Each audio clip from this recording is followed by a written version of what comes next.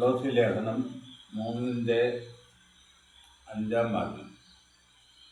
ആകയാൽ ദുർനടപ്പ്, അശുദ്ധി, അതിരാഗം, ദുർമോഹം, വിഗ്രഹാരാധനയായ അത്യാഗ്രഹം ഇങ്ങനെ ഭൂമിയിലുള്ള നിങ്ങളുടെ അവയവങ്ങളെ മരിപ്പിക്കും.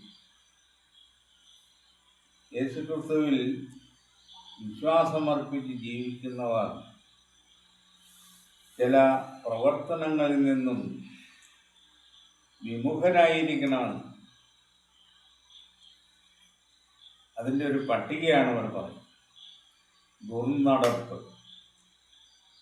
ദുർനടപ്പ് ആത്മീയ മേഖലയിലും ഭൗതിക മേഖലയിലും ഉണ്ടാകാവുന്ന സാധ്യതയുള്ള ലോകത്താണ് വിശ്വാസികൾ ജീവിക്കുന്നത്. അശുദ്ധി, അതും ആത്മീയ ജീവിതത്തിലും ഭൗതിക ജീവിതത്തിലും അശുദ്ധി ഉണ്ടാകും. അതിരാഗം, ദുർമോഹം, വിഗ്രഹാരാധനയായ അത്യാഗ്രഹം ഇങ്ങനെ ഭൂമിയിലുള്ള നിങ്ങളുടെ അവയവങ്ങളെ മരിപ്പിക്കും. ഈ പറഞ്ഞിരിക്കുന്ന കാര്യങ്ങളിൽ ഏറ്റവും പ്രധാനപ്പെട്ടത് വിഗ്രഹാരാധനയായ അത്യാഗ്രഹം എന്നാണ്. അത്യാഗ്രഹം മനുഷ്യൻ്റെ സമ്പൂർണ്ണ നാശത്തിൽ കലാശിക്കുവാൻ ഇടയാകുന്നു. ആഗ്രഹങ്ങൾ പലതും ഉണ്ട്. ആഗ്രഹങ്ങളെ നിയന്ത്രിക്കാതെ അത്യാഗ്രഹമായിത്തീരും. അപ്പോൾ ക്രൈസ്തവരുടെ ഇടയിൽ ആരാധനപരമായിട്ടുള്ള കാര്യങ്ങളിൽ മുൻപന്തിയിൽ നിൽക്കുന്ന ഒരു വിഷയമാണ് വിഗ്രഹത്തെ ആരാധിക്കുന്നത്. വിഗ്രഹം ഉണ്ടാക്കി വയ്ക്കുകയും അതിനെ ആരാധിക്കുകയും ചെയ്യുന്ന പ്രവണത, ഇത് പുറജാതി മതത്തിൽ നിന്നും ക്രൈസ്തവരുടെ ഇടയിൽ വന്നുകൂടിയ ഒരു മഹാവ്യാധിയാണ്. ന്യായപ്രമാണത്തിലെ കൽപ്പനകളിൽ ആകാശത്തിന് കീഴെ ഭൂമിയിലോ ഭൂമിയുടെ കീഴെ വെള്ളത്തിലോ ഉള്ള യാതൊന്നിൻ്റെ പ്രതിമ ഉണ്ടാക്കുകയോ ആരാധിക്കുകയോ ചെയ്യരുതെന്നാണ് കർശന നിയമം പറഞ്ഞിരിക്കുന്നത്. അപ്പം ഇവിടെ മനുഷ്യൻ വിഗ്രഹം ഉണ്ടാക്കി വെച്ചിട്ട് വിഗ്രഹ സേവയെ ന്യായീകരിക്കുന്ന വിധത്തിലുള്ള ആശയങ്ങളാണ് ക്രൈസ്തവ മതങ്ങൾ മറ്റുള്ളവരെ പഠിപ്പിക്കുന്നത്. മോശ സീനായി മരുഭൂമിയിൽ ന്യായപ്രമാണം പ്രാപിക്കുവാൻ പോയി.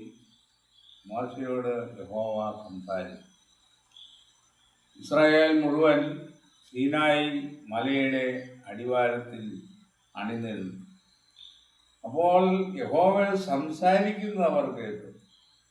പക്ഷേ യഹോവയുടെ ആകൃതി അവർ കണ്ടില്ല. അപ്പോൾ മോശ പിന്നീട് പറയുന്നത്, യഹോവ നിങ്ങളോട് സംസാരിച്ചപ്പോൾ നിങ്ങൾ രൂപം ഒന്നും കണ്ടില്ലല്ലോ. അതുകൊണ്ട് ഒരു രൂപമുണ്ടാക്കി ആ വിധത്തിൽ യഹോവയെ ആരാധിക്കേണ്ടതല്ല എന്നാണ്. അപ്പോൾ ഇവിടെ ക്രൈസ്തവർ ഇതിനെല്ലാം വിരുദ്ധമായി വിഗ്രഹങ്ങളെ അണിനിരത്തുകയും അതിനെ ആരാധിക്കാനല്ല, അത് കണ്ടുകൊണ്ട് ദൈവത്തോട് പ്രാർത്ഥിക്കാനാണെന്ന് പറഞ്ഞ് ന്യായീകരിച്ചുകൊണ്ട് വിഗ്രഹ സേവയെ അത് അത്യാഗ്രഹമാക്കി തീർത്തുകൊണ്ട് ഇരിക്കുന്ന ഒരു കാലഘട്ടമാണ്. ഒരിക്കൽ ഒരു അച്ഛൻ പ്രസംഗിച്ചപ്പോൾ പറഞ്ഞു, ഞങ്ങളുടെ കൈതൊട്ടതും ഞങ്ങളുടെ കണ്ണുകൊണ്ട് കണ്ടതും ആയ ജീവന്റെ വചനം എന്നാണ്. അത് യേശുക്രിസ്തുവിനെ കുറിച്ചാണ് പറഞ്ഞു. അത് പിതാവായ ദൈവത്തെക്കുറിച്ചല്ല. ഞങ്ങളുടെ കൈ തൊട്ടതും ഞങ്ങളുടെ കണ്ണുകൊണ്ട് കണ്ടതും അത് യേശു ദൈവത്തിൻ്റെ പുത്രനാണ്. അത് മനസ്സിലാക്കാൻ പോലും കഴിയാത്ത ക്രൈസ്തവ മത പണ്ഡിതന്മാർ ആണ് ഇവിടെയുള്ളത്. അതുകൊണ്ട് ഞങ്ങൾ അന്ന് രൂപം കണ്ടു, അതുകൊണ്ടാണ് ഇപ്പോൾ രൂപമുണ്ടാക്കി വെച്ചിരിക്കുന്നതെന്നാണ്. അപ്പം ഈ വിധ ന്യായീകരണങ്ങളൊന്നും ദൈവവചനത്തിൻ്റെ അടിസ്ഥാനത്തിൽ ശരിയല്ല എന്നുള്ളതാണ് നമ്മൾ മനസ്സിലാക്കേണ്ടത്.